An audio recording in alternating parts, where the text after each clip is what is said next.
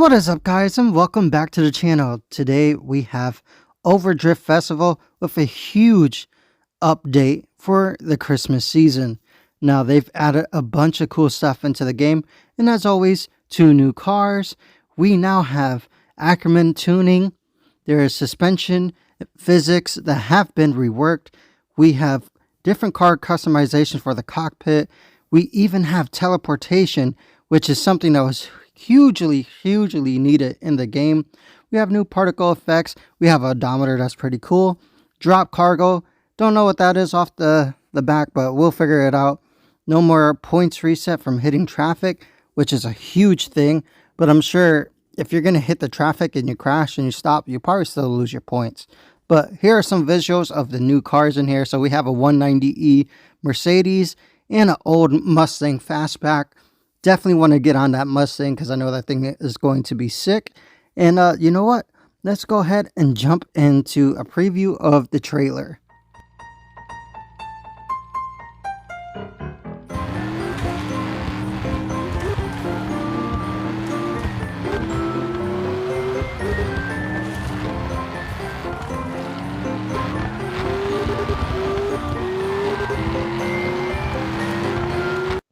Well, these guys went fully in on this Christmas theme, and that Christmas tree is huge. It looks pretty cool. It looks like they really went gun-ho on all this stuff. And one of the coolest things that I've seen in this little snippet was these snowmen. Instead of the clipping zones with the blocks or the cows on the side of the road, we have these snowmen, and they are exploding like crazy. Looks really cool, really sick. Something cool to see right here is that little door top. So hopefully they fix the desync with the cars and multiplayer. We'll test it out eventually soon. But right now it looks really good. The smoke looks good. The sounds are great as always. And you know what? Let's go ahead and give this a shot on our own. So off the rip, we have the brand new Mustang Fastback. And we're going to pull up over here to this Christmas tree. Oh, well, I guess they implemented the music as well. That's pretty shocking. And this is pretty cool. I mean, it's different. I can see this getting annoying really fast, but hopefully it'll just stay here for like the next week or two.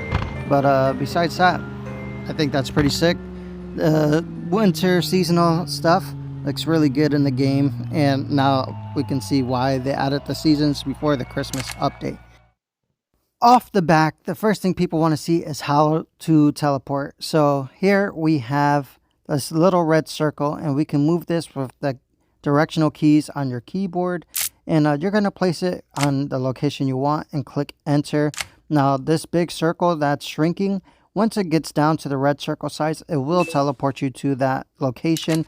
Now it's not going to be exactly where you want, but it's going to be a safe, close spot to the location. That way you don't crash into other players online. And in all honesty, this is probably one of the best teleportation features in any of the racing games that we like to play here on the channel.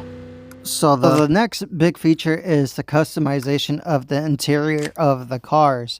Now, what I've noticed messing around with this is that we cannot choose to look inside the vehicle while we change these features. I tried switching the camera angles and it just wouldn't let me. So you have to balance it out with either your joystick that you're using, or for me on the wheel, I am using the pedals to move the camera.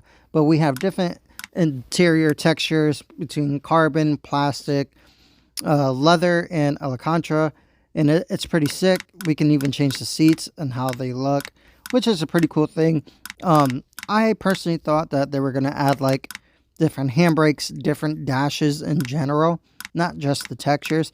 But this is a step in the right direction in creating your own unique personal vehicle, because we all know we can't really change too much to the exterior of the cars besides the colors, the wheels, and the exhaust. So this is pretty cool. We do have the opportunity to change the wheel. So as you can see here, I moved the camera around and we switched the wheel around a little bit.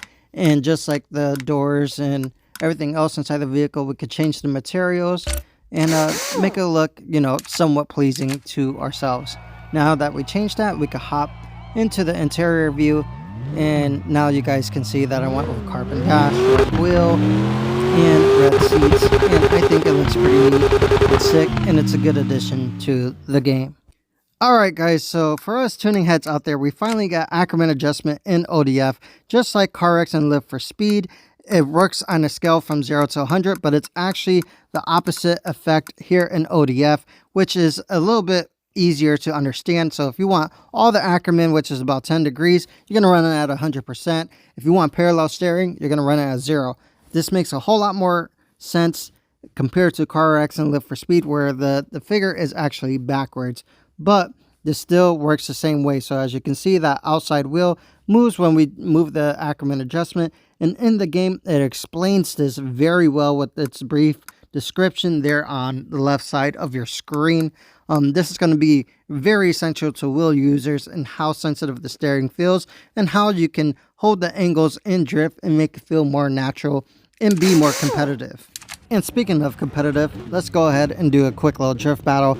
I love this in the last update that we can just battle randoms and have an actual system that grades us on our performance and clipping points. And I must say, this Mustang is actually sick, but very little done to it and no tuning. Now that the wheel feels so much more dialed, in my wheel settings, I have changed them a bit to adjust it to this new update. And the game feels incredibly well, and you can see in my steering inputs how much smoother the wheel is.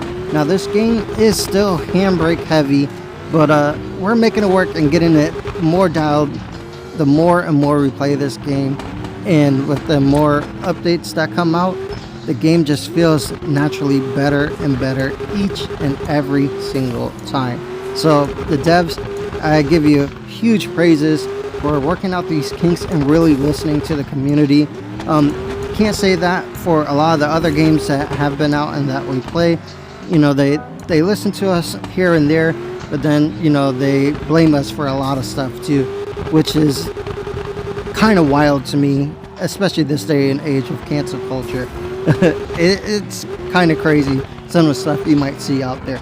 But with the devs in this game, they are trying, they're making a really good effort to deliver on what this game needs to be for us, especially in the drifting community, where there's not a huge market out there for us to play these games and enjoy it to these levels with visuals, seasons, the car customization, and what we can do in the game to really enjoy the game and the driving experience.